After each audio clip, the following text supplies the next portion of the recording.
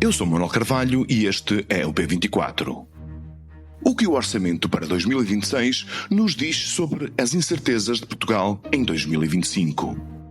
Como estava a dizer, a economia portuguesa terá um crescimento, nas previsões do Governo, de 2% este ano, com uma aceleração para 2,3% no próximo ano. O Governo também estima um saldo orçamental positivo de 0,3% este ano, com depois uma redução de 0,1% e uma redução da dívida pública em 25% para um valor muito próximo dos 90% e depois uma redução para 87,8%. O quadro que o Ministro de Estado e das Finanças traçou no final da semana passada na Assembleia, sobre as perspectivas da economia e das finanças públicas para o próximo ano, é um bálsamo de otimismo. Portugal continuará a crescer, indiferente aos sinais de crise da Europa e do mundo. O Governo de Portugal continuará a arrecadar mais receitas do que a gastar em despesas, o tal excedente de 0,1% do PIB. Portugal continuará a reduzir a sua dívida pública, colocando-a, no próximo ano, abaixo dos 90% do PIB, a riqueza nacional produzida num ano. Portugal está com contas tão saudáveis que continuará a reduzir a carga fiscal aos seus cidadãos e às suas empresas. O primeiro-ministro Luís Montenegro diz que Portugal é hoje um farol na Europa. Ouve-se Joaquim Moraes Sarmento e somos levados a acreditar que sim. Mas há sempre um mas. Os partidos da oposição não acreditam na visão radiosa do futuro. Mas isso faz parte das regras do jogo democrático. O problema é que instituições independentes, como o Conselho das Finanças Públicas, também parecem não acreditar. Num relatório divulgado na semana passada, o Conselho é arrasador. Não apenas por pôr em causa as contas do governo, garantindo, por exemplo, que em vez de um excedente, Portugal caminha para um déficit de 0,6% do PIB em 2026. Mas principalmente por considerar que o governo está a desenvolver uma estratégia que relembra, abrir aspas, práticas que no passado limitaram a transparência e a credibilidade da política orçamental, fechar aspas. O que quer isto dizer? É apenas uma coisa, que os números deste orçamento são duvidosos e manipulados com fins políticos. No dia em que se começa a discussão em plenário, para a votação do orçamento na Generalidade, amanhã, como é que nós, cidadãos, podemos balancear as garantias do Governo com as críticas do Conselho das Finanças Públicas? Para nos ajudar nesse exercício, contamos com a participação neste episódio de Ricardo Arroja. Ricardo Arroja é economista, professor universitário e desempenhou até junho o cargo de presidente da AICEP, a Agência do Estado para o Investimento e o Comércio Externo. Este é o P24, o seu dia começa aqui.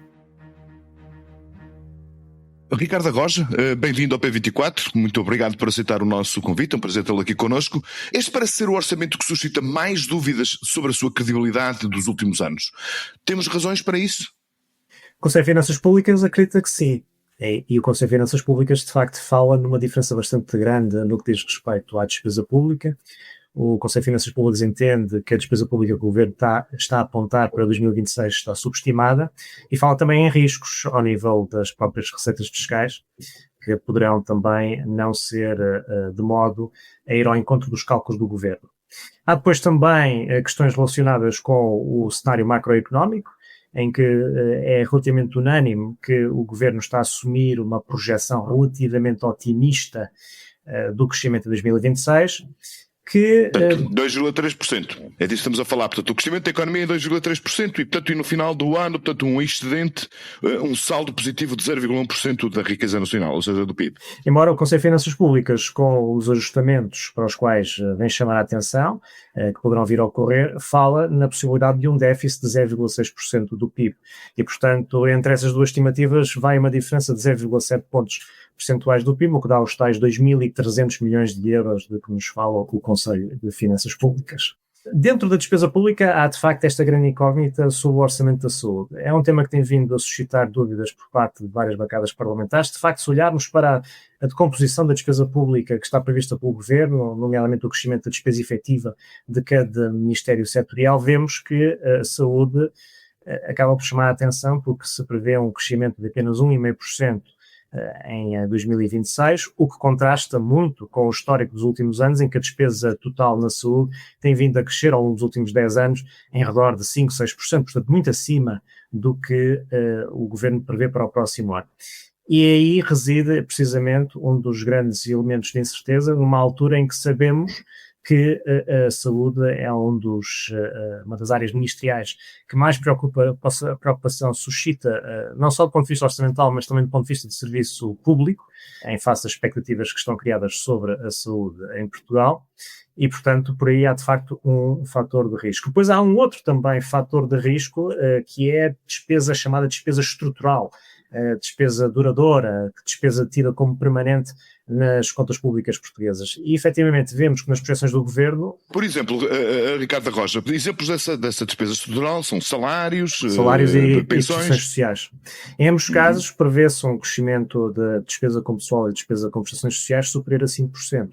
E, portanto, isso concorre para o crescimento da tal despesa primária líquida, que hoje em dia é o grande critério sob o qual as contas públicas portuguesas acabarão por ser avaliadas pela Comissão Europeia. É um conceito novo que foi introduzido na gestão e no paradigma de contas públicas nos últimos anos para substituir o saldo estrutural da economia, que por sua vez também informava de vários problemas, nomeadamente o facto de às vezes ser pouco verificável e depender de uma abordagem demasiado conceptual na sua quantificação. E, portanto, este conceito de despesa primária líquida, que de forma simplificada representa a despesa total do Estado, deduzida dos juros que são pagos, deduzida de outras medidas de despesa e de receita discricionária, e deduzida também de algumas prestações sociais, nomeadamente prestações de desemprego, que oscilam consoante o ciclo económico, acaba, neste momento, segundo o Governo, vai crescer acima de 5% este ano, e no próximo ano o Governo aponta para um crescimento inferior aos tais 5%, que é neste momento a fasquia que delimita uma boa trajetória das contas públicas ou uma má trajetória das contas públicas, segundo a perspectiva de Bruxelas. E é precisamente para esse limiar que nos chama a atenção o Conselho de Finanças Públicas, porque com a despesa com pessoal e com a despesa com prestações sociais, à qual acresce também uma previsão de despesa com investimento acima desses patamares de 5%, pode fazer com que no final a despesa primária líquida, o tal indicador que é relevante aos olhos da Comissão Europeia, possa exceder os 5%, ou os 5,1% com os quais o governo português se comprometeu em Bruxelas, que o governo português diz que não será excedido, mas que neste momento, obviamente, dados os riscos já discutidos, é uma possibilidade. Portanto, Ricardo Roja, aquilo que o Conselho de Finanças Públicas aponta em relação ao Orçamento do Estado para 2026 é que o Governo está a fazer as contas muito por baixo no que diz respeito às despesas, àquilo que projeta gastar, portanto está a ser demasiado contido naquilo que inscreve no Orçamento do Estado e está de alguma forma a aumentar, a inflacionar as receitas. Assim, num desenho muito grosso para se entender facilmente. Num desenho muito geral, o que o Conselho de Finanças Públicas nos diz é que a tal diferença de 2.300 milhões de euros decorre 2/3 do lado de uma subestimação da despesa e 1/3 do lado de alguma subestimação das receitas.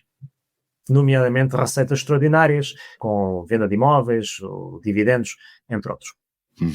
Portanto, se a realidade, quer relativamente à inflação das receitas e à subestimação das despesas, se a realidade se impuser, as metas que estão inscritas no Orçamento de Estado, ou seja, o tal excedente 0,1%, fica comprometido e que o Governo pode fazer para cumprir, enfim, e não entrar num processo de crítica política por ter falhado as suas previsões relativamente ao Orçamento. O que é que pode ser feito para que isto seja mantido? Ou seja, as tais metas macroeconómicas.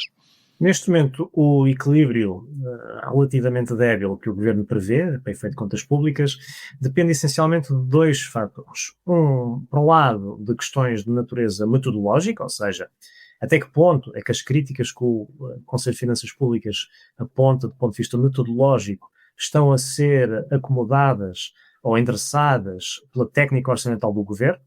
Portanto, se houver insuficiências metodológicas, há naturalmente um risco de alguns destes alertas do Conselho de Finanças Públicas causarem moça no saldo orçamental. E, em segundo lugar, o equilíbrio débil de que falamos, dependerá também do comportamento da economia. Não só do chamado crescimento real da economia, habitualmente se designa o PIB em volume, que está previsto crescer 2,3% no próximo ano, de acordo com a projeção do Governo, mas também do chamado PIB nominal, que é o reflexo não só da evolução do tal PIB real, acrescido da componente de preços e do deflator do PIB. A soma de um e de outro dá o PIB nominal e, portanto, se tivermos efetivamente um crescimento dentro do que está esperado do PIB nominal, que depende, como eu disse, não só do comportamento da economia em volume, mas também da variação de preços, podemos esperar que o exercício orçamental possa ser cumprido. Caso contrário, teremos problemas. E aí a solução passa sempre, ou tem passado nos últimos anos, por sub-executar a despesa pública. E nós vemos isso novamente em 2025. De acordo com a estimativa de execução orçamental que o Governo aponta para 2025, portanto para o ano corrente, face à previsão ou proposta de Orçamento de Estado que o Governo apresentou há um ano atrás para 2025, vemos que há efetivamente uma sub-execução da despesa de capital, que envolve a despesa com investimento. Investimento, essencialmente. Com investimento, exatamente, que é um padrão que tem sido recorrente ao longo dos anos. Portanto, uns governos alegam que é muito difícil executar investimento público em Portugal por causa das questões da contratação pública. Às vezes há também a falta de meios na própria economia para ir ao encontro das obras que estão projetadas. A oposição alega também sistematicamente que o investimento público acaba por ser um instrumento de contenção orçamental para cumprir os objetivos finais, porque é precisamente a variável sobre a qual é mais fácil atuar. Contudo, este ano, em cima desse desenho todo, temos esta questão do PRR, que vai naturalmente também sujeitar o exercício orçamental a uma despesa mais acentuada em face das obras públicas que estão previstas de decorrer. E, portanto, uma vez mais, se isso acontecer, é o futuro do país que fica adiado. Ainda relativamente aos riscos que o Ricardo acabou de mencionar, a esse propósito escreveu recentemente no Público um artigo no qual dizia que, e passo a citar, o maior risco desfavorável à economia portuguesa reside na deterioração do mercado de trabalho. O que é que o Ricardo quer dizer com isto? Quer dizer, portanto, que o desemprego vai aumentar, que o crescimento real dos salários acabou, enfim, o que é que, explique-nos lá o que é que queria dizer com esta frase. Nos últimos anos tivemos um crescimento notável da população empregada. Portanto, a população empregada no espaço de 10 anos passa de sensivelmente 4,4 milhões de pessoas para quase 5,3 milhões de pessoas à data presente. E, portanto, tivemos por essa via uma alavanca de crescimento económico, porque conceptualmente o PIB pode ser definido como, de forma muito simplificada, como a soma do ritmo de crescimento do emprego com o ritmo de crescimento da produtividade do trabalho. E, de facto, com o afluxo de imigrantes que tivemos nos últimos anos, com a integração de novos quadros na população ativa, vemos que, efetivamente, o emprego em Portugal cresceu muito e, por essa via, tivemos uma alavanca de crescimento do produto, que se traduziu também no reforço do consumo privado, novas possibilidades de investimento, enfim, é um aspecto virtuoso da economia portuguesa.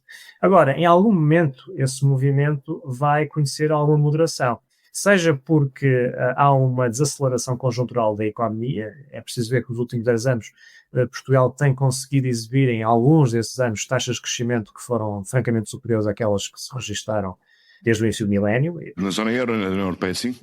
Face à zona euro, face à União Europeia. Evidentemente, podemos sempre comparar o crescimento da economia portuguesa com economias que apresentam PIBs per capita semelhantes ao nosso, nomeadamente do leste europeu e dos próprios bálticos. Em alguns casos têm sido taxas superiores, mas comparado com a média da zona euro e da média da União Europeia, de facto, Portugal nesses anos teve anos em que o crescimento foi francamente superior às médias e, como eu dizia antes, foi bastante suportado e sustentado por este acréscimo de emprego que houve em Portugal. Agora, o que nós vemos nos indicadores de conjuntura, que são mensalmente publicados pelo INE, é que essa curva de crescimento do emprego está a atenuar-se e, portanto, continuamos a ter crescimento do emprego, mas a ritmos progressivamente inferiores. E, portanto, por essa via há, de facto, a possibilidade de essa alavanca do crescimento do produto ser menos forte do que foi noutros tempos, e o crescimento do produto depender, então, mais da produtividade do trabalho. E é precisamente nesse cenário que o Governo está a apontar, porque na tal decomposição do crescimento do produto interno bruto, vê-se que, ao contrário de 2025, em que o Governo prevê que o PIB cresce mais por via do crescimento do emprego do que por via da produtividade, em 2026 o Governo prevê um cenário oposto, em que o produto vai crescer mais por via da produtividade do trabalho e menos por via do emprego, o que, sendo um padrão ou uma tipologia conceptualmente virtuosa, é também uma tipologia... Muito mais arriscada porque é muito mais imprevisível. E, não diria imprevisível, é diferente do que foi tendencialmente nos últimos 10 anos, em que nos últimos 10 anos, como eu dizia antes, o PIB cresce mais por via do crescimento do emprego do que propriamente por via da produtividade. Eu referia-me, portanto, é mais imprevisível porque isso implica que haja, enfim, outro tipo de qualificação da economia. Portanto, é mais fácil criar a economia pelo seu próprio ritmo, criar postos de trabalho, do que se tornar mais produtiva.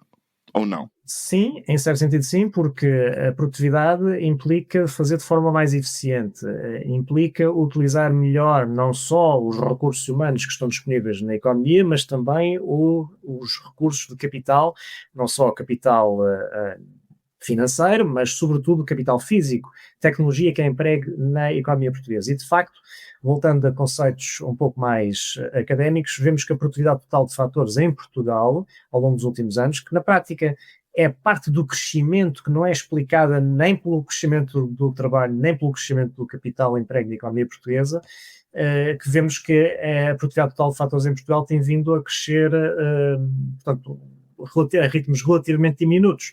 E, portanto, não se vislumbra no imediato que esse salto para crescimentos motivados, sobretudo por grandes ganhos de produtividade, seja possível. E desse ponto de vista é que eu mencionava no meu texto que há um risco de estarmos não só a subestimar a taxa de crescimento do produto interno bruto, mas sobretudo a sobreestimar a capacidade dele ser alimentado por ganhos de produtividade. Muito bem, Ricardo Roja, muito obrigado por ter vindo ao P24, foi um prazer tê-lo aqui connosco, até uma próxima. O meu instrumento, que é um sampler Akai MPC, é um instrumento lindo, porque não tem lá nada, mas eu tenho lá todos os instrumentos do mundo e todos os géneros musicais. É tão completo, é uma coisa que te preenche. Corria o ano 2002 e o país surpreende-se com a chegada ao mercado de um disco tão bom como surpreendente. Tinha como título Beats, volume 1, Amor, e assinava-o um tal Sam the Kid, nome de guerra de Samuel Mira. No balanço desse ano, o Y, o suplemento cultural do Público, considerou o melhor álbum português de 2002 e, com o tempo, tornou-se um clássico da música e do hip-hop nacional. Passados 23 anos, chega por fim a um palco. Sam the Kid e os seus Orelha Negra estarão no Centro Cultural de Belém, em Lisboa, nos dias 31 de outubro e 1 de novembro, e na Casa da Música no Porto, no dia 25 de novembro. Um acontecimento destes merece ser explicado e documentado. Vale por isso a pena ver o excelente trabalho multimédia que uma equipa do Público, integrada por Mário Lopes, texto, Ana Zayara Coelho, vídeo e Rui de Gaudêncio, fotografia, fizeram com Sam the Kid. Encontre-o na página online do jornal. O P24 regressa amanhã. Tenha um bom dia e uma boa semana. Para não perder os novos episódios, subscreva este podcast do Público na sua aplicação preferida. Para além deste programa, há mais para descobrir em público.pt/podcasts. O Público fica no ouvido.